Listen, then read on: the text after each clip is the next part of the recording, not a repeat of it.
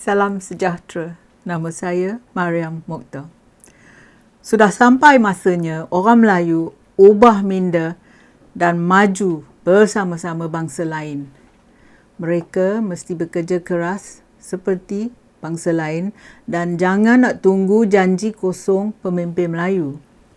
Siapa kata orang Melayu malah dan bodoh?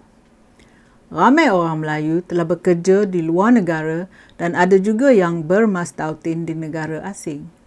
Mereka telah mencapai kejayaan dan juga kekayaan tanpa tongkat kerajaan Malaysia. Ahli politik yang kata orang Melayu tu malah hanya nak melagakan kepala orang Melayu dan kepala orang bukan Melayu.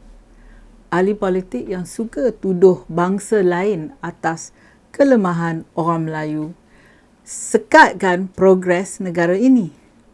Oleh kerana ahli politik yang salah guna kuasa mereka, kemajuan rakyat Malaysia mundur dari segi sosial, ekonomi, akhlak dan perpaduan.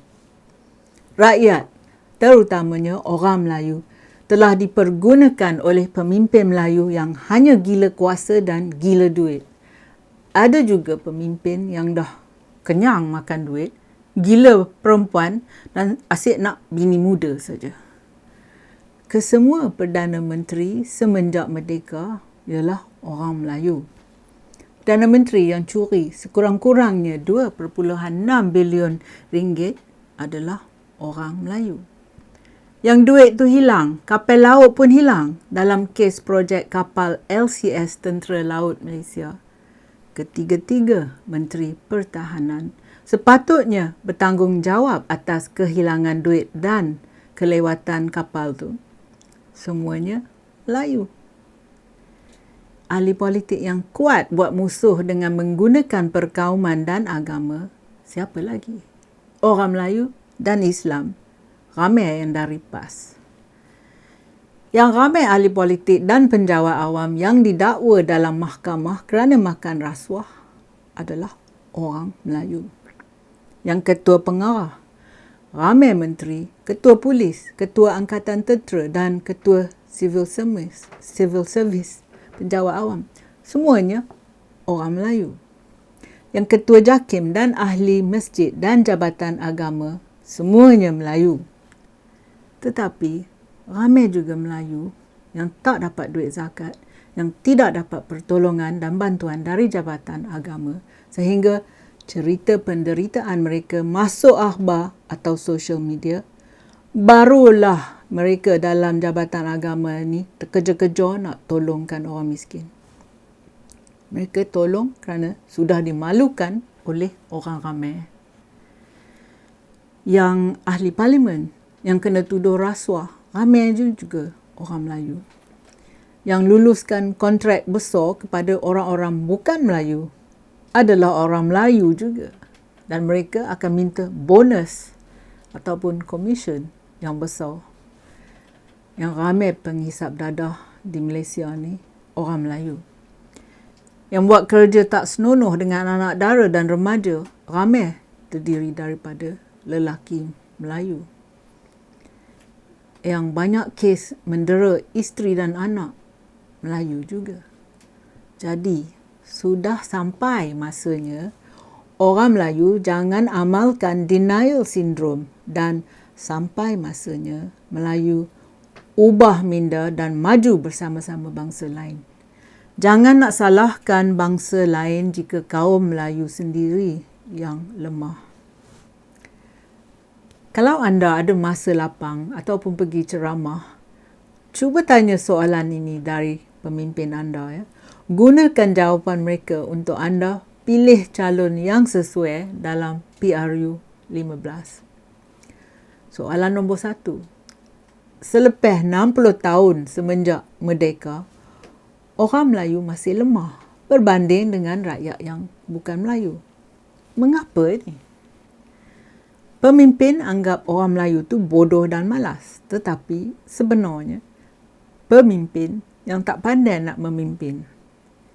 Jurang kekayaan dalam masyarakat Melayu jauh lebih luas daripada komuniti yang lain.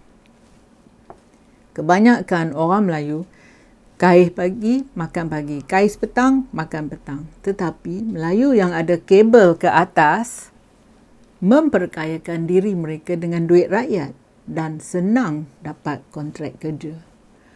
Ramai orang Melayu kaya ni kan, bukan lebih pandai ataupun mereka ni bekerja keras.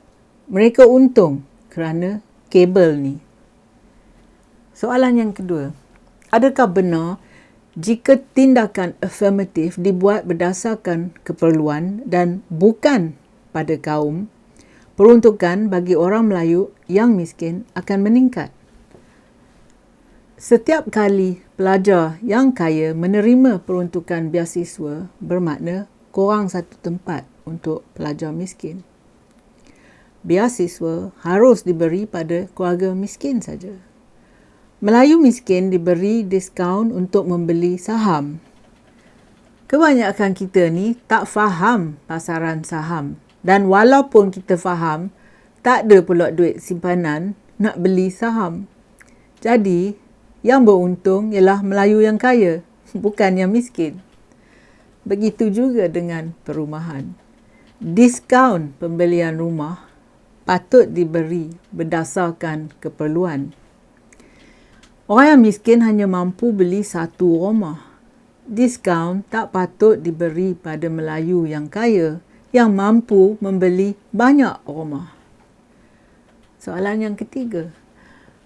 Pemimpin suka tuduh orang Cina Malaysia sebagai musuh kita, bahawa mereka telah mencuri dari orang Melayu dan kalau tak ada orang UMNO baru atau PAS, orang Melayu nanti akan pupus. Itu dakwaan mereka. Ketua Polis dan Kehakiman semuanya Melayu. Bekas menteri yang jual tanah di KL, Kuala Lumpur dengan harga yang murah kepada syarikat PRC, People's Republic of China ataupun Republik Cina Merah. Mereka semua ni adalah orang Melayu. Bekas ketua-ketua yang curi duit dari tabung haji, dari Felda, MARA dan lain-lain institusi kerajaan. Semuanya Melayu. Melayu yang beri perintah memotong balak di hutan. Yang pakai kereta dan motosikal mewah dan beli isteri nombor kedua dan atau ketiga rumah mewah, semuanya Melayu. Yang merompak duit rakyat sebanyak 2.6 bilion ringgit tu orang Melayu. Jadi, cuba terangkan siapa musuh yang sebenarnya? Soalan yang keempat, mengenai pendidikan. Mengapa semakin ramai orang Melayu memasuki anak mereka ke dalam sekolah Cina dan bukan sekolah kebangsaan? Di dalam sekolah kebangsaan, agama dipentingkan dan subjek seperti sains, matematik, Inggeris, sejarah dan ilmu alam diketepikan.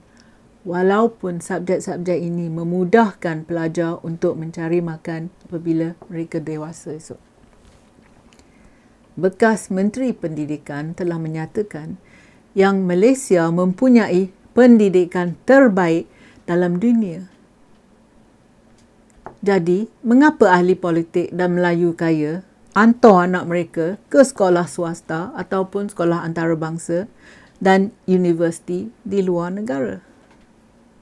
Soalan yang kelima. Ini soalan untuk pemimpin agama. Mengapa pengajaran Islam yang diamalkan di banyak negara Islam yang lain seperti Indonesia lebih progresif dan terbuka daripada yang didapati di Malaysia?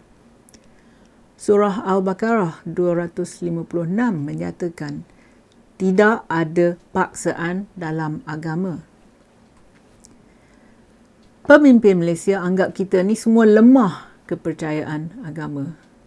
Mereka larang tanda salib dan melarang kita menyampaikan ucapan sambutan raya kepada orang yang lain agama.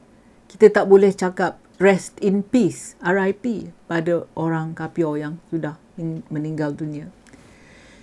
Kita sudah hilang sikap bertolak ansur.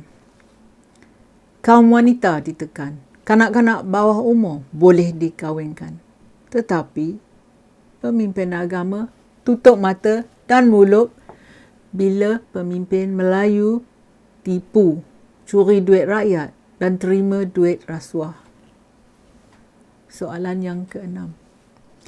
Pemimpin tuduh kita sikap malas. Tuduh orang Melayu sikap malas dan sentiasa nak pertolongan dari kerajaan. Jadi, mengapa mereka suka serahkan tongkat pada kita? Sebetulnya, pemimpin tak mahu kita berfikir untuk diri sendiri dan berdikari. Kerana ini akan menyebabkan pemimpin hilang kuasa kerana kita tak perlu bergantung pada mereka. Dan soalan yang ketujuh. Generasi yang lebih tua tak kisah apabila mereka bergaul bersama kaum yang bukan Melayu. Adakah ini akibat sistem persekolahan? Walaupun nenek moyang kita tidak pakai tudung, iman mereka tetap kuat. Generasi mereka tak buat kekecohan bila bergaul dengan orang Kapur. Apa terjadi pada toleransi dan keagamaan kita pada masa sekarang ni? Orang Melayu di Sarawak dan di Sabah lebih berharmoni dari Semenanjung. Di Semenanjung pula, kita telah dipergunakan dalam politik perkauman supaya pemimpin dapat merebut dan memegang pada kuasa. Pemimpin tidak boleh menipu kesemua kita pada seluruh masanya. Pemimpin patut terangkan mengapa mereka telah gagal menolong orang Melayu dalam bidang ekonomi, moral, pendidikan, keagamaan dan tingkah laku selepas 65 tahun. Jadi, anda ingat ya, fikir betul-betul sebelum anda mengundi. Terima kasih kerana sudi menonton. Jumpa lagi.